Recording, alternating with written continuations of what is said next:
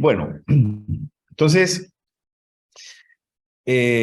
¿cómo comienza esto? Bueno, primero que nada, eh, el fundador de esta empresa TFX, Sam Bankman-Fried, él es una persona de 30 años apenas, ¿no?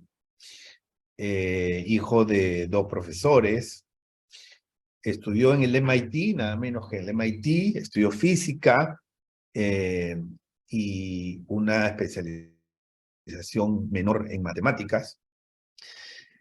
Eh, él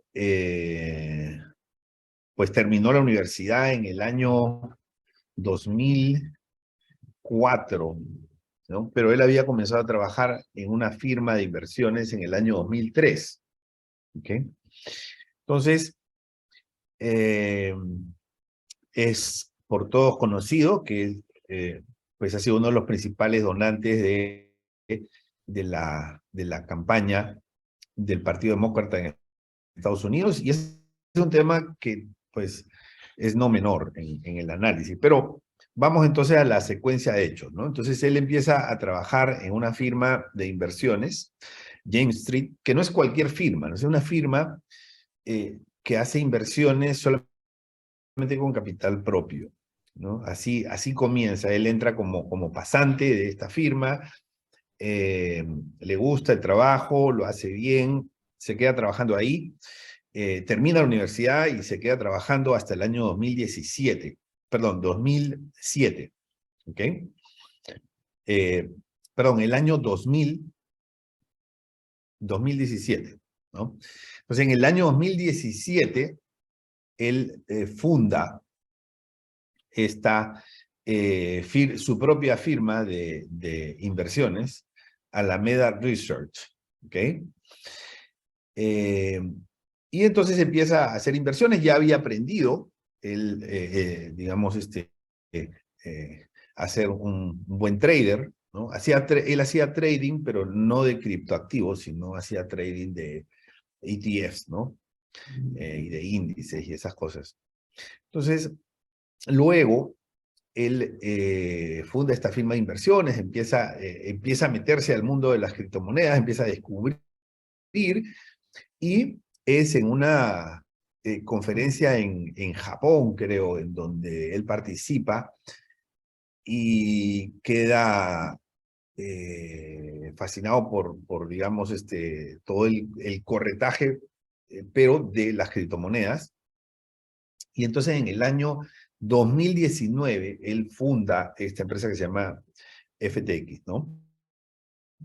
Bueno, entonces la funda, de hecho, el año pasado, a finales del año pasado, como este es un tema que se estaba hablando en la mayor parte de países acerca de su regulación, él va al Congreso de los Estados Unidos para presentar una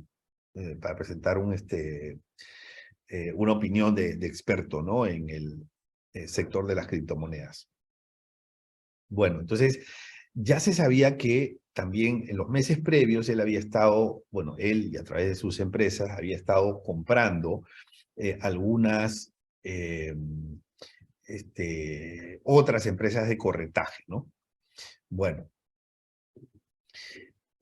también en el mundo de los pasillos se dice que le ofreció a Elon Musk financiar parte de la adquisición de Twitter, ¿no?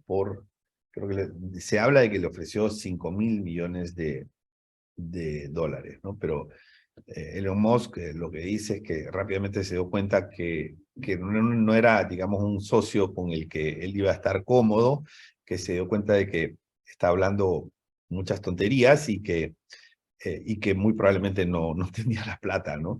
Entonces, eh, así que no aceptó el ofrecimiento.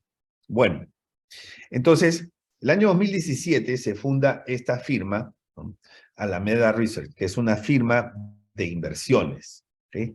Entonces ellos hacen inversiones. Obviamente, se inicia como una firma de inversiones de títulos y valores clásicos y otros no tan clásicos, y con el tiempo va migrando hacia el mundo de los criptoactivos. Pero comienza así, ¿no? Diseñando estrategias de inversión, asesorando a clientes, invirtiendo también algo de capital propio. Así es como comienza esta firma de inversiones. Pero esta firma de inversiones necesita a un trader, ¿no? O sea, una empresa que hace el corretaje. Entonces, en el 2017 funda la empresa Alameda Research, y en el año 2019, o sea, 2 años después, funda la firma FTX, que es la de corretaje y es la principal, ¿no? ¿Por qué él se hace multimillonario de la noche a la mañana? Porque pasan dos cosas, ¿no? O sea, primero hay una explosión en la cantidad de personas que compran criptomonedas, y obviamente una empresa de corretaje, como lo que hace es intermediación, el valor de una empresa de corretaje depende de sus comisiones, y sus comisiones dependen del número de clientes, ¿no? Entonces, como de la noche a la mañana llega a tener un gran crecimiento en términos de número de clientes, y además, eh, este señor hace inversiones también en criptomonedas. El crecimiento, agarra el tramo de gran crecimiento de las criptomonedas, ¿no? Entonces, en 6 meses el Bitcoin pasó de $2.500 a $20.000. Entonces él agarra precio, digamos, incremento en precio, ¿no? Y agarra la ola también de incremento en clientes, ¿no? Entonces, de la noche a la mañana era multimillonario, tenía en pocos meses se convirtió, pues, en uno de los multimillonarios del planeta, más o menos bordeando su fortuna en $20.000 millones, un poco más tal vez, ¿no? Pero más o menos, eso es lo que se calculaba, $20.000 millones, pero de manera muy rápida, ¿no? Bueno, entonces, de hecho, la CEO, ¿no? Para poner en contexto, la CEO de Alameda Research, una chica de 28 años, parece que tuviera menos, ¿no? Ahí en la foto, pero tiene 28 años, y Sam 30 años, ¿no? O sea, no hay nada en contra de las personas jóvenes, ¿no? Pero, digamos aquí, lo importante es que, y yo creo que él lo ha reconocido, ¿no? Cometió muchos errores, y es que, como vamos a ver más adelante, él pensó que lo que él había vivido entre los 27 años y los 30 años, digamos, era lo normal, ¿no? Y no, él no vivió, digamos, la etapa normal, él vivió un periodo de auge. Entonces, los que tenemos más años, así como yo y como algunos de ustedes, sabemos que en las economías hay ciclos, ¿no? Hay ciclos de auges y hay ciclos también de descensos. Entonces, y uno tiene que saber, digamos, manejar esos ciclos y esos temporales, ¿no? Los dos hay que saberlos manejar, ¿no? Bueno, entonces él fundó esta empresa en el año 2019, ¿no? Con un socio, Gary Wang, que es una persona de tecnología, ex Google, ex Facebook, ¿no? Eh, y esta empresa, ¿no? Llega a transar hasta 28.000, casi $29.000 millones en un día. En un solo día, $29.000 millones. Entonces, obviamente, una empresa que estaba en auge, si uno lo ve como un negocio normal, esto podría haber seguido siendo un buen negocio si no fuera por los errores que cometió su CEO y fundador, ¿no? Entonces se convirtió en el segundo exchange más grande en Estados Unidos y el cuarto más grande en el mundo, ¿no? 130 filiales, su sede principal en las Bahamas, donde se entiende que todavía está el Sam Bankman, todavía está, supuestamente, ¿no? Ahora, pero él, digamos, hacía mucho ruido con algunas actividades de sponsoreo, por ejemplo, ¿no? El equipo de fútbol de Miami, Miami Heat, cambió el nombre de su estadio, pasó a llamarse FTX Arena, y consiguió también que el logo de la MLB pueda ser colocado en su app, ¿no? En la app que usaba su empresa para comercializar los criptoactivos. Entonces, y esas cosas de alguna manera pues generan confianza en el público, ¿no? Porque son marcas conocidas y porque pues el público puede hacer algunas inferencias, ¿no? Si estas marcas están patrocinando, entonces tal vez yo debería confiar, ¿no? Y esa es una de las cosas que pues nos dejan algunos aprendizajes, ¿no? Bueno, entonces construyó una fortuna de 20.000 millones de dólares, ¿no? En 2 años. Algunos pasaron a llamarlo el nuevo Warren Buffett. ¿Okay? Él, fíjense, aquí tengo un par de recortes de revistas importantes, ¿no? Fíjense este título, ¿no? Next Warren Buffett, o sea, es el próximo Warren Buffett, ¿no? O sea, lo veían así, ¿no? Bueno, en otras revistas también, o sea, era la estrella, ¿no? Y, eh, y él hace mucho dinero también con un producto de trading, ¿no? Que se llama la prima de kimchi, ¿no? Que básicamente es encontrar un arbitraje en Corea del Sur en donde el trading lo único que hace es comprar a un precio, digamos, en un mercado, venderlo en otro mercado, porque los precios, se puede ganar un diferencial, digamos, de precios, y eso se llama arbitraje. Entonces él se da cuenta que puede hacer eso, digamos, ese arbitraje, y ahí es donde él empieza a ganar dinero, digamos, como inversión personal, ¿no? Entonces, pero él agarra una ola de subida del Bitcoin que va de 2.500 dólares a 20.000 dólares en solo 6 meses, ¿no? Entonces, aparentemente lo que parecería es que él ha pensado que, pues, o sea, esto siempre va a ser así y que no existen subidas ni bajadas, ¿no? Bueno, entonces, digamos, Warren Buffett, o mejor dicho, Bankman no es Warren Buffett, ¿no? O sea, Warren Buffett tiene políticas, sabe cuándo salirse, ¿no?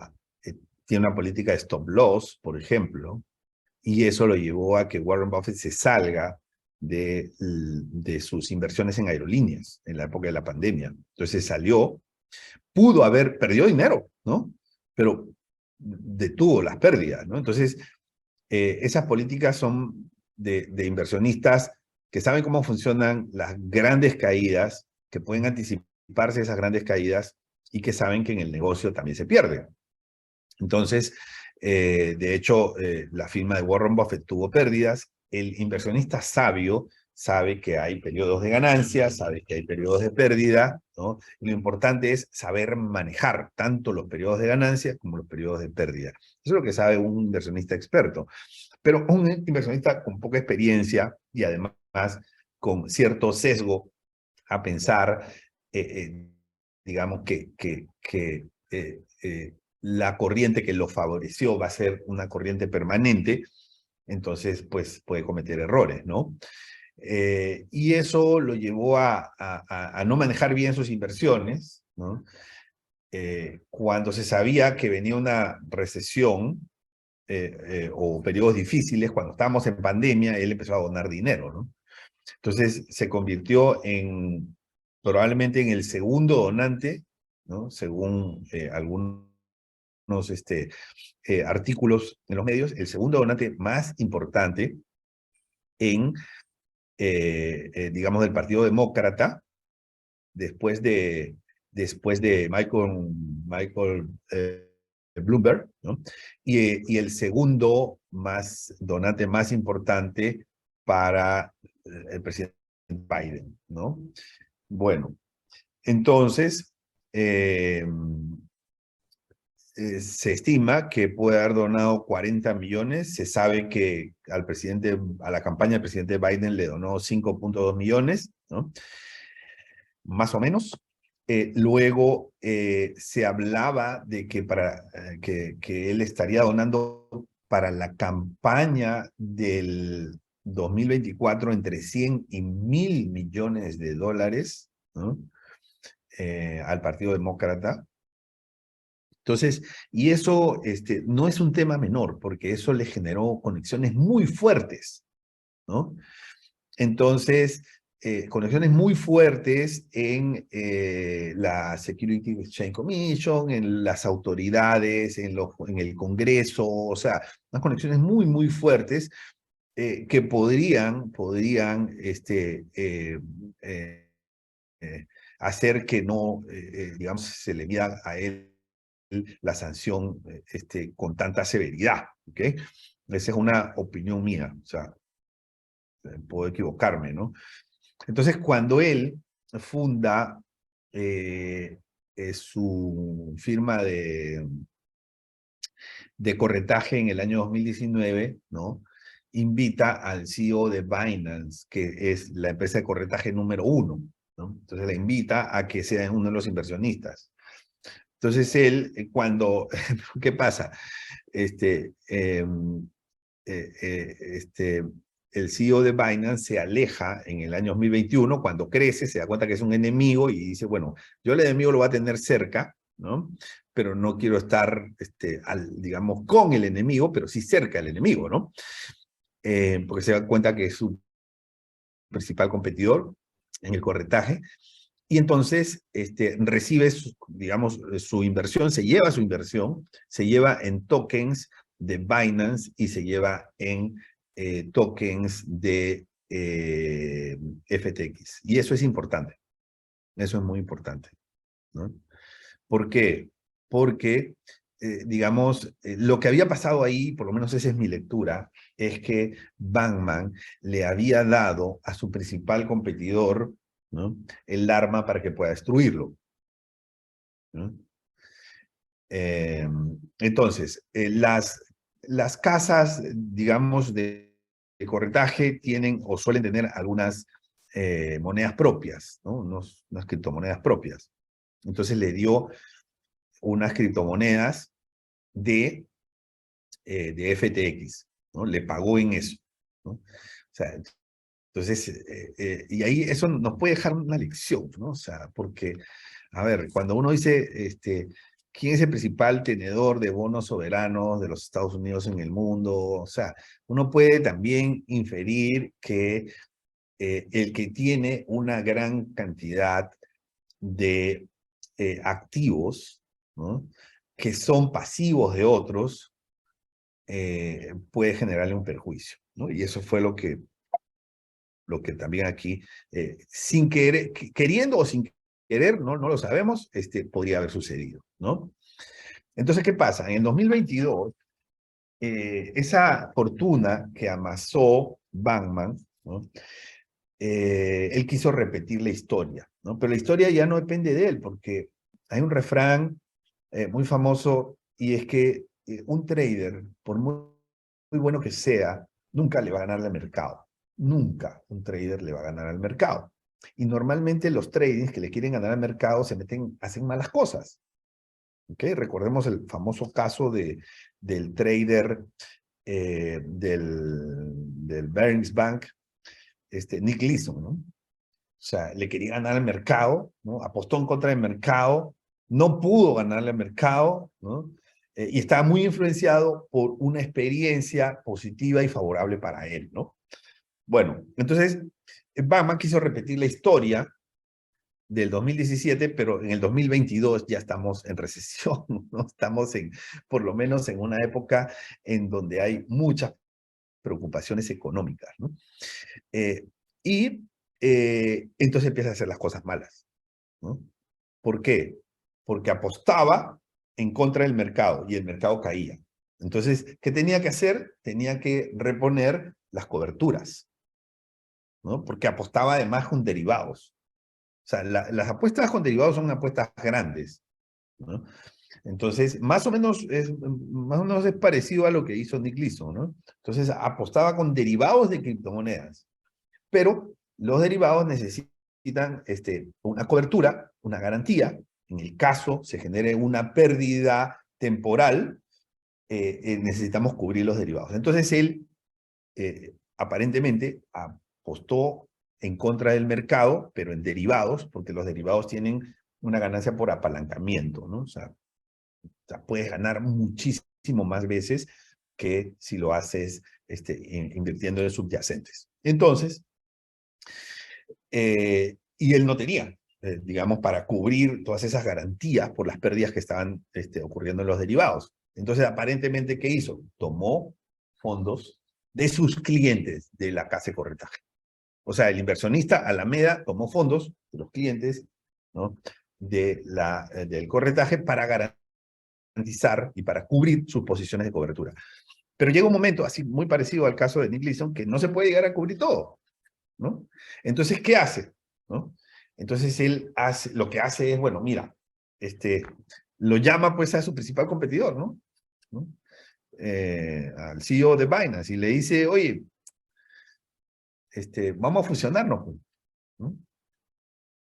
Y prácticamente dice, págame lo que quieras, ¿no? Vamos a fusionarnos, ¿no? Entonces, digamos, si al número 1 lo llama el número 4 y le dice, vamos a fusionarnos, el número 1 dice, bueno, hora de almuerzo, ¿no? Toca, es hora de almuerzo. Entonces, y le dice, muy bien, pero el número 1 por algo es número 1, ¿no? O sea, se cuida, se sabe cuidar, pone bien sus cláusulas, ¿no? Y en un día se da cuenta que eso no valía nada y que solamente le iba a traer problemas, ¿no? ¿Ok? Entonces, se calcula que eh, Alameda, ¿no?, habría tomado, ¿no?, aproximadamente 2.000 millones de dólares, ¿no?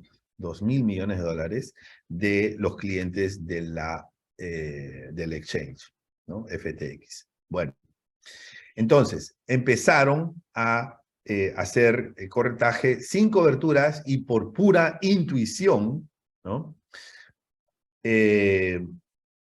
Esto fue en el año 2017, cuando, a partir del año 2017, ¿no?, cuando se quería, perdón, a partir de este año 2022, cuando se quería repetir la historia.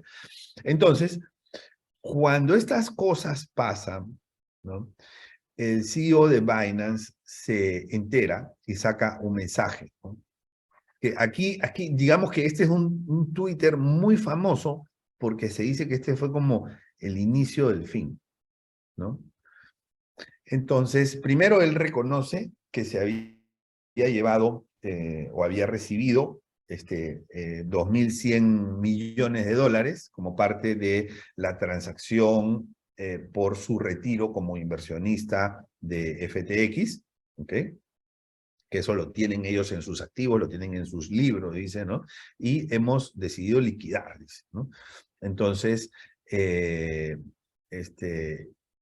bueno, lo vendieron, digamos, en buen momento, ¿no? Porque en ese momento todavía no se sabía que esto podía estar ocurriendo, ¿no? Entonces, no se sabía lo que estaba detrás. Ellos identifican, ¿no?, que pues las cosas no estaban bien, ¿no?, y liquidan su inversión. Entonces, ¿eso qué hace? Hace bajar el precio, ¿no?, del token digamos, de FTX. Hace bajar el precio, ¿no?, y eso acelera las cosas, ¿no? Entonces, es después digamos, de esta liquidación que hace Binance que Bankman le dice a Binance, vamos a fusionarnos. Incluso ya las noticias anunciaban como un hecho, se van a fusionar, ya está hecha la compra, ¿no? Fíjense la fecha, 8 de noviembre del 2022, ya eso se estaba anunciando. Y al día siguiente, mira este tweet, ¿no? Está en inglés y en castellano abajo. Este tweet de Binance, o sea, en donde ellos rápidamente, en poco tiempo, dice, como resultado de la vía diligencia, ¿no? Así como de los últimos informes de noticias sobre el mal manejo de fondos de los clientes, ¿sí? Y las supuestas investigaciones de agencias estadounidenses, hemos decidido que no buscaremos la posible adquisición. O sea, Binance renuncia, ¿no? Y le dice, sálvate como puedas. Entonces FTX dice, bueno, entonces voy a quebrar. Y eso, pues, es como crónica de una muerte anunciada, ¿no? O sea, si no me compras, quiebro. Se está reconociendo todo. Entonces, ¿qué hacen los clientes? Retiran, ¿no? Y se acelera, digamos, una corrida, que aparece una corrida, ¿no? Y eso lleva a FTX a entrar al capítulo 11, acogerse a la bancarrota en Estados Unidos, ¿no? O sea, eso, eso es importante. ¿Por qué? Porque el capítulo 11 le da protección a una empresa respecto a sus acreedores. O sea, evita ese, digamos, ese acoso incómodo por parte de los acreedores que págame, porque protege, ¿no? Le pone una capa de protección a la empresa, ¿no? Y por eso es importante, digamos, que haya entrado para ellos, ¿no? Es importante para ellos haber entrado al capítulo 11 porque de esa manera se libran de una carga muy fuerte de presión, ¿no? Entonces, en ese aspecto, la ley los protege para bien o para mal. Curiosamente, al día siguiente de que ellos se declaran en bancarrota ante las autoridades de Estados Unidos, en el canal de Telegram de FTX, en el canal de Telegram, anuncian que FTX ha sido hackeado, ¿no? Entonces, y recomiendan no entrar al site, ¿no? Porque se pueden descargar troyanos, ¿no? Luego se confirma por el nuevo CEO de FTX, ¿no? Después de que Bankman se retiró y FTX solicitó su bancarrota. El nuevo CEO, que se llama Ryan Miller, él acepta, ¿no? Y reconoce que FTX fue hackeado, ¿no? Y que se robaron más de 600 millones de dólares, ¿no? Digamos, muy, muy sospechoso parece, ¿no? O sea, que sea al día siguiente de la bancarrota, ¿no? Que todo es muy, muy sospechoso, ¿no? Bueno, entonces,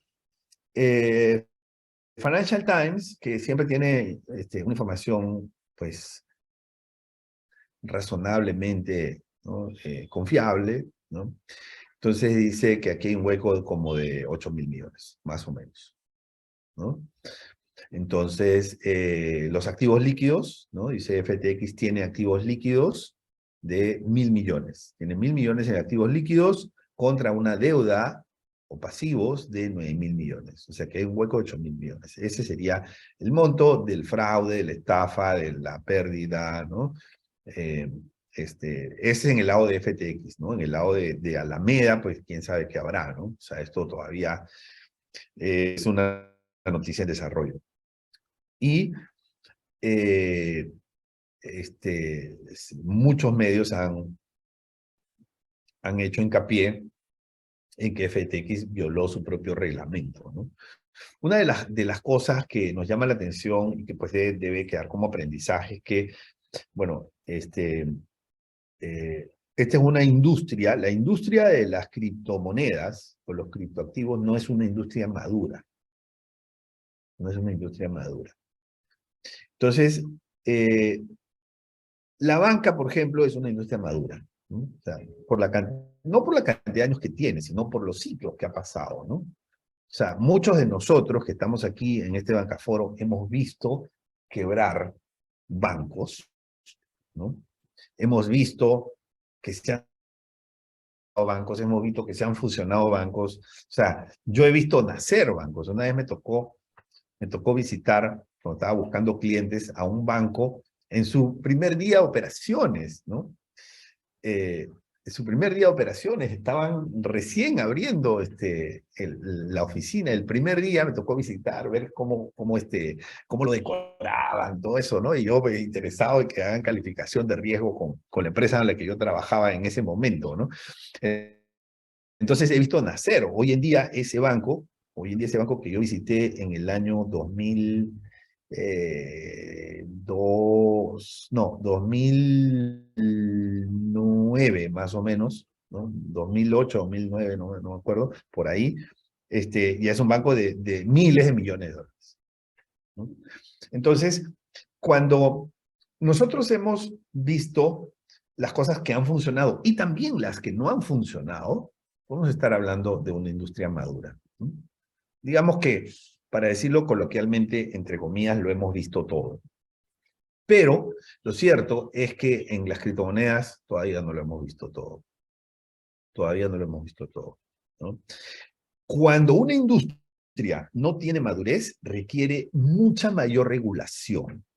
Por eso yo he sido una de las personas que ha advertido la necesidad de que la regulación en criptomonedas y en criptoactivos sea mucho más fuerte que incluso en la banca, ¿no?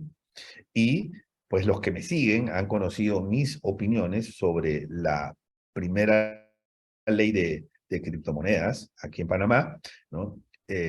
Y las opiniones y las recomendaciones que yo daba sobre esa ley, ¿no? O sea, digamos, si vamos a regular las criptomonedas, que yo creo que sí hay que regularlas, que también creo que es una oportunidad, tenemos que poner a nuestras mejores fichas para esa regulación. Tenemos que poner ahí a los mejores, ¿no? O sea, como un equipo de fútbol que va a jugar contra el Real Madrid, tiene que poner a sus mejores jugadores, así, los mejores que tenga, ¿no? Por las características de esta industria. Segundo, digamos, cuando tú ves a FTX, Alameda, ¿no? O sea, ves los perfiles gerenciales muy jóvenes, ausencia de junta directiva, o sea, no había junta directiva. O sea, mejor dicho, no había gobierno corporativo, ¿no? O sea, me estoy quedando corto cuando digo que no había junta directiva, o sea, no había gobierno corporativo, ¿no?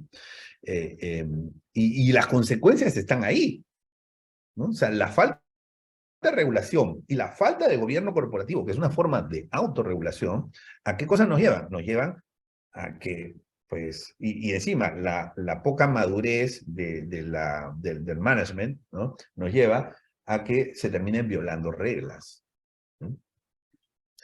Entonces, tomando dinero de los clientes, pues es la primera regla de lo que no se debe hacer, ¿no?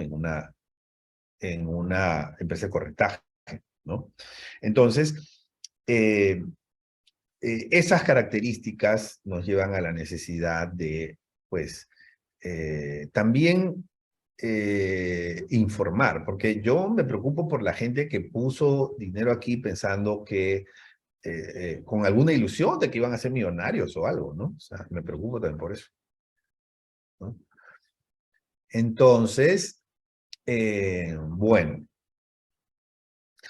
en ese aspecto, ¿no? O sea, en ese aspecto pienso yo que el rol que nos toca es informar, ¿no? O sea, tocar estos temas, informarlos, no pensar, ah, no, es que pasa allá y acá no. O sea, hoy en día este es un tema mundial, o sea, ya no es solamente un tema de las Bahamas, o no es un tema solamente de Estados Unidos, es un tema mundial. Nos pasa aquí y allá porque los clientes de aquí pueden comprar allá. Entonces, la labor informativa que tiene que haber, tiene que ser diferente. Ya no estamos pues en las épocas hace 20, 30 años en que las personas nos enterábamos solamente de lo que salía en el periódico, ¿no? O sea, hoy en día existe digamos, un nivel de globalización, de digitalización, en donde prácticamente los ciudadanos somos ciudadanos del mundo, ¿no? Entonces, es conveniente informar no solamente las amenazas que puede haber alrededor aquí en el lugar en donde estamos, en la ciudad donde estamos, sino de las amenazas digitales, ¿no? Muy bien. Entonces, para los países, mi recomendación, férrea regulación, comunicar, advertir los riesgos. Para las familias, informarse bien, ¿no? Conocer, ¿no? Hay gente que puede estar invirtiendo con desconocimiento, eso es peligrosísimo porque eh, tal vez pueden estar queriendo invertir solamente porque se enteraron que alguien ganó dinero en eso, ¿no? O sea, cuando uno se entera que una persona pasó de tener 0 a tener 20.000 millones en un año, entonces uno dice, oye, yo también quiero, ¿qué hay que hacer? ¿No? Entonces eso despierta ciertas emociones, actitudes de personas que pueden querer seguir estos rumbos, ¿no? Y pueden ser mucho más arriesgados de lo que deberían. Entonces, informarse y asesorarse bien por el lado de las personas. Esa es mi recomendación.